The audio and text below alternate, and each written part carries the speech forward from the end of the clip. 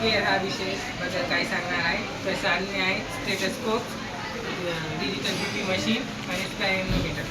हे स्टेटस्कोप हे डॉक्टरचे महत्त्वाचे साधन आहे. याचा वापर शरीरातील आतील आवाज जसे की हृदयाचे ठोके आणि फुफ्फुसामधील श्वसन ऐकण्यासाठी केला जातो. त्याचा शोध डॉक्टर रेनी मिलिक यांनी 1916 मध्ये लावला. हे आहे स्पॅरोमीटर. याला साध्या भाषेत रक्तदाब होण्याचे मापन मशीन म्हणतात. याद्वारे धमन्यामध्ये रक्तदाब मोजला जातो. याचे 3 प्रकार आहेत: इन्फ्लेटेबल कप, पंप आणि प्रेशर गेज.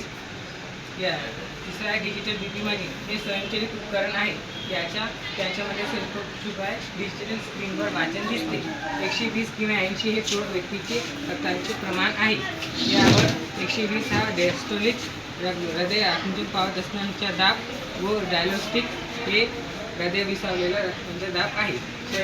सामान्य मानवी शरीराचा सामान्य तापमान 37 सेल्सिअस असते व फॅरनहाइट 98.6 सेल्सिअस असते. थर्मामीटरच्या विविध क्षेत्रात उपयोग केला जातो, जसे वैद्यकीय क्षेत्र. मानवी शरीराचे तापमान मोजण्यासाठी थर्मामीटरचा वापर केला जातो. हे डिजिटल किंवा पारा स्वरूपात असते.